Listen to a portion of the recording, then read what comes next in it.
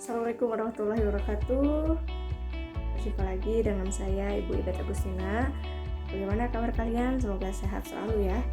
Nah, di sini saya akan membahas mengenai materi kolonialisme dan imperialisme bangsa Eropa ke Nusantara.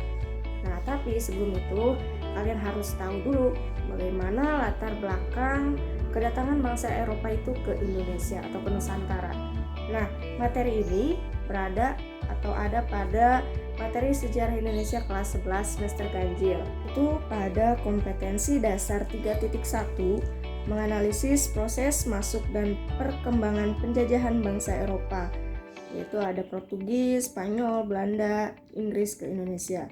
Dan juga kompetensi dasar 4.1 yaitu mengolah informasi tentang proses masuk dan perkembangan penjajahan bangsa Eropa, Portugis, Spanyol, Belanda, Inggris ke Indonesia. Kemudian menyajikannya dalam bentuk cerita sejarah. Adapun tujuan dari pembelajaran ini, saya harapkan kalian mampu menganalisis dan mengolah informasi tersebut dalam bentuk cerita sejarah, sehingga kalian dapat menghayati dan mengamalkan ajaran agama yang dianutnya masing-masing melalui belajar sejarah. Selain itu, kalian diharapkan dapat mengembangkan sikap jujur, peduli, dan bertanggung jawab. Juga dapat mengembangkan kemampuan berpikir kritis, komunikasi, kolaborasi, dan kreativitas. Nah, sebelum kita mengetahui kenapa sih kok bangsa Eropa itu datang ke kita gitu ya, menjajah negeri kita atau bangsa kita harus tarik mundur dulu ya. Kita harus tahu dulu latar belakangnya, kenapa bisa gitu kan bangsa-bangsa Eropa ini keluar dari wilayahnya. Jadi yang pertama itu adalah jatuhnya kota Konstantinopel ya ke tangan Turki Utsmani. Nah, sebelumnya Konstantinopel ini adalah kepunyaan atau wilayah kekuasaan dari Bizantium atau nama lainnya itu adalah Romawi Timur. Nah, di sini kota Konstantinopel ini adalah kota perdagangan ya. Kota perdagangan, segala macam barang atau komoditas di sana semua ada ya. Mulai dari logam mulia seperti emas, perak, kemudian rempah-rempah, ya seperti pala, cengkeh ya, semua itu ada di sana. Selain itu ada juga barang-barang yang berkaitan dengan kebutuhan sandang dan papan ya, seperti kain sutra, ada juga gading gajah ataupun binatang lainnya itu yang kemudian nanti dijadikan hiasan di rumah. Nah, kalau letaknya sekarang itu adalah nama lainnya ya, nama sekarangnya itu adalah Istanbul, Turki gitu. Nah, kalau misalkan kita tarik lagi nih, kenapa sih kok bisa Konstantinopel itu jatuh ke tangan Turki Utsmani? Jadi ketika itu sedang terjadi perang salib ya. Jadi kaum muslim berperang dengan kaum Nasrani. Kaum muslim yang dipimpin oleh Muhammad Al-Fatih ketika itu berhasil mengalahkan Kekaisaran Romawi Timur yang dipimpin oleh Konstantinus XI ya. Nah, dengan terbunuhnya Konstantinus XI oleh pasukan dari Muhammad Al-Fatih atau Sultan Mehmed II, nah ini membuat Konstantinopel ini dikuasai oleh kaum muslim. Dan seketika itu juga ya, setelah Konstantinopel itu dikuasai, mulai dilakukan pembatasan Konstantinopel untuk orang-orang dari Eropa gitu. Jadi pokoknya kota Konstantinopel ini khusus perdagangannya itu khusus untuk bangsa muslim seperti itu.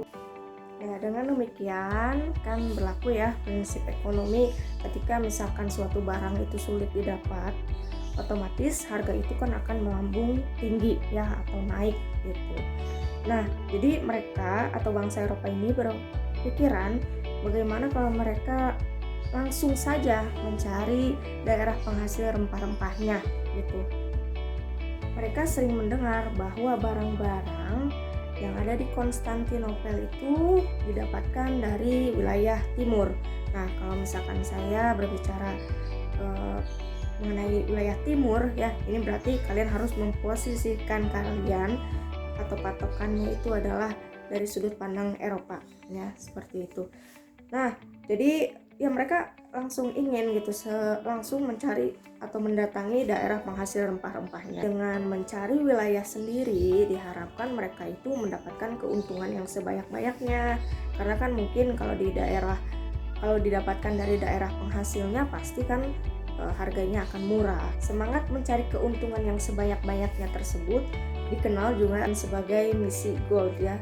Itu mungkin kalian pernah dengar atau sering dengar waktu di SMP ya, ada 3G, gold, glory, gospel. Nah seperti itu.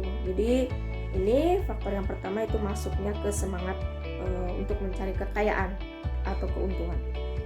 Nah, adapun bangsa pelopor perjalanan samudra itu ada 6, Portugis dan Spanyol, Belanda, Inggris, Prancis, dan Denmark. Nah, sekarang kita lanjut ke faktor yang kedua yaitu glory ataupun kejayaan. Jadi hal ini dilandasi oleh adanya penemuan di bidang atau kemajuan di bidang teknologi ya. Jadi ditemukan sistem pemetaan, ditemukan juga teropong, dan yang paling penting adalah penemuan kompas. Sebelum mereka mengenal kompas, jika bepergian kemana-mana itu mereka selalu melihat rasi bintang, ataupun mereka mengandalkan arah angin gitu ya untuk berlayar. Jadi mereka sangat berpatokan pada alam lah intinya. Ya jadi jangan dibayangkan dengan kalian zaman sekarang, kalian mau pergi kemanapun kalian nggak takut kesasar, karena kan kalian tinggal buka HP kalian lalu search di pemetaan online. Dengan adanya penemuan ini mereka saling bersaing, berlomba-lomba ingin menjadi sebuah bangsa yang superior, yang tinggi, yang berjaya seperti itu.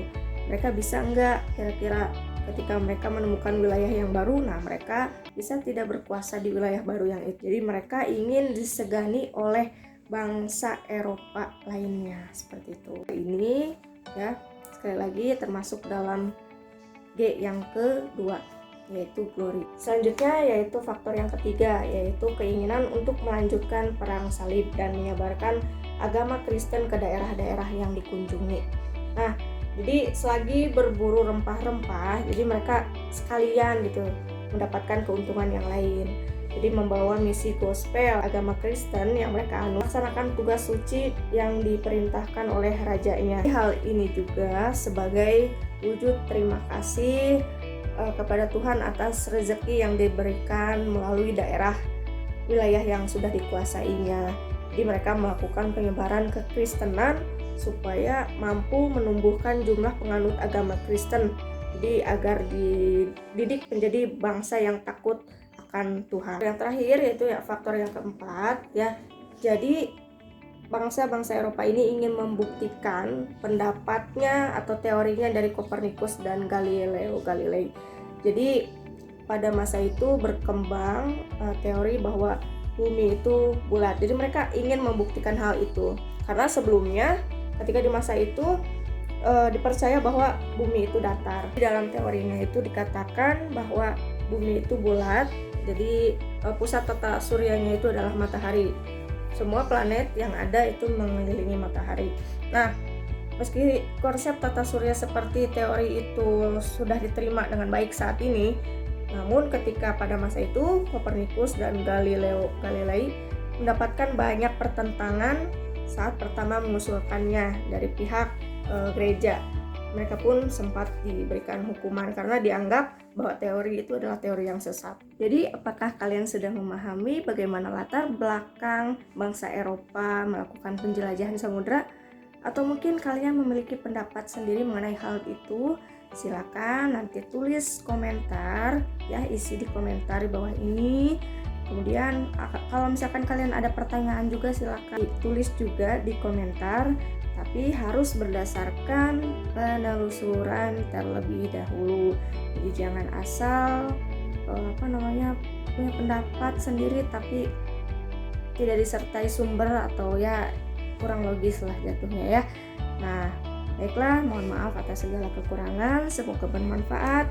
Jangan lupa klik subscribe, like ya. Jadi agar kalian tidak tertinggal materinya. Ya, terima kasih atas perhatiannya. Wassalamualaikum warahmatullahi wabarakatuh.